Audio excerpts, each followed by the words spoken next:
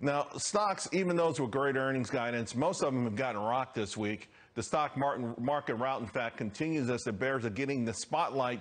And if history is a guide, they're going to lay it on thick, folks. Of course, trepidation heavy in the air. This is the cover of the current business week underscores that everyone is bracing for more pain.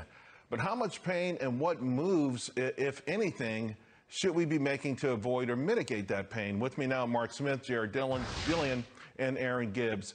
Aaron, let me start with you. You know, everyone bracing for more on the downside. How bad do you think it's going to get? So on a purely technical basis, Charles, looking at both levels and valuations, potentially we could go down another 20% for here, where that would bring us to about 16 times forward earnings.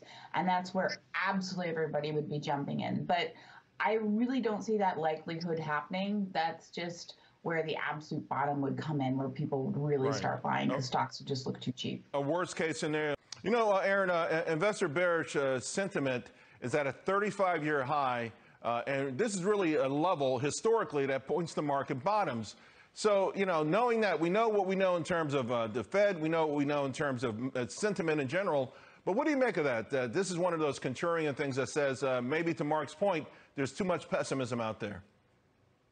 Yeah, another indicator is whether you see bulls and bears on magazine covers, much like Business Week, though a little bit of a flip having a bull in a snowstorm. But yeah, I think we're getting a lot of sentiment indicators that are indicating that this could be the bottom between the VIX and all sorts of other things. So I think we're getting close to that pain point where people are going to start jumping in and saying, wait a second, we're looking at 9% profit growth this year for the S&P 500. There's no reason that the market should be down by the end of the year. So let's talk then about actions, right? From all three of you, considering how you're modeling this market, the economy, your particular outlook. Jared, for you, I mean, since you're looking at perhaps the worst case scenario of the panel, how would our viewers weather this storm? I think the best way to weather the storm is to hide out in big, ugly value stocks.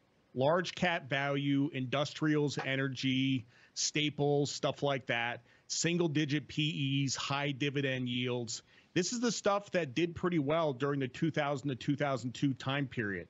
And I think it's a safe place to hide out. Before I go to the other folks then, Jared, what might be a signal that you would start to go back to the drawing board? Is there any one indicator for you? I mean, we need to see some stress in the system. I mean, even though we have bearish sentiment, the VIX is not high. I mean, it's only around 30. We need to see panic levels in the VIX. Credit needs to widen. You need to see credit spreads start to blow out. That hasn't happened yet. So we're down about 10%, and we still don't see a lot of stress in the system. Aaron, how do you approach this market, all things considered? So I don't really change my stock picking fundamentals. I've always been away from mega caps for a long time. But during these really high stress, and actually the VIX over 30 is in like the record fear area. I actually use more of a tactical approach using index ETFs. So buy an S&P value ETF, buy an international ETF. Just change your allocation, and using diversification is really like a really easy way to handle these short-term pain movements.